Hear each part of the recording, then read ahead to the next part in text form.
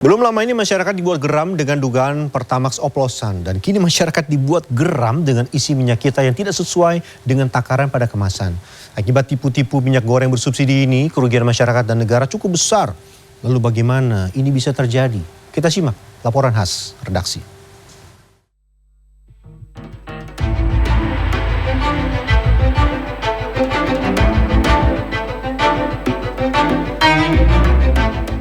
Tipu-tipu minyak kita palsu.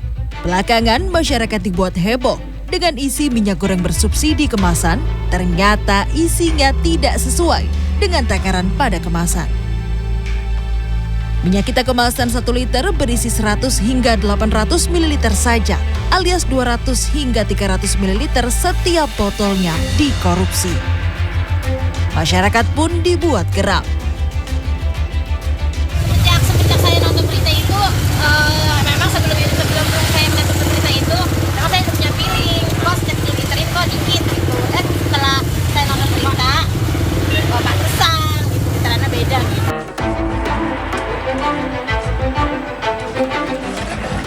Belakangan tidak hanya dikorupsi isinya, minyak kita yang beredar juga diduga dipalsukan.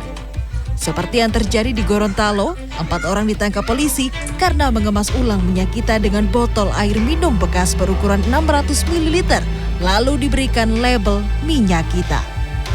Ini sejalan dengan pernyataan Kapolri Jenderal Polisi Listio Sigit Prabowo pada konferensi pers pada Senin 10 Maret.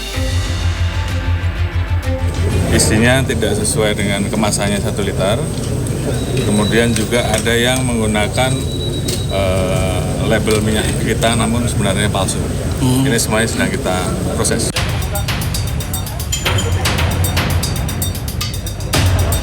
Usai kehebohan tentang isi minyak kita tidak sesuai takaran pada kemasan, pemerintah langsung memburu para produsen nakal. Pada Senin siang, Satreskrim Polres Bogor menggerebek pabrik rumahan pengemasan minyak kita di kawasan Sukaraja, Kabupaten Bogor, Jawa Barat. Polisi menangkap 6 orang dan sejumlah peralatan.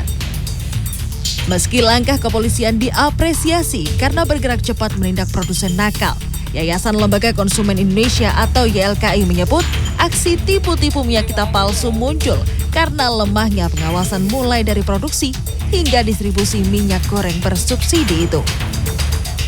Nah ini ya tentu harus kita cari tahu ya dari rantai pasok mana nih sebetulnya para yang tadi kita curigai bersama gitu, dan tentu ini adalah ranahnya pemerintah untuk bisa melakukan proses pengawasan tadi gitu, karena ini bukan konsumen tuh hanya bisa menguji kualitas produknya itu pre-marketnya, post-marketnya saja. Sementara itu, Dirjen Perlindungan Konsumen dan Tata Tertib Niaga Kemendak, Boga Simatupang menyebut sejumlah produsen minyak kita yang melanggar saat ini tidak hanya terancam dicabut perizinannya. Pihaknya telah menyerahkan ke kepolisian soal ranah pidana dan para produsen minyak kita nakal bakal terancam Undang-Undang Perlindungan Konsumen dengan ancaman hukuman 5 tahun penjara dan denda Rp2 miliar. Tim Liputan CNN Indonesia.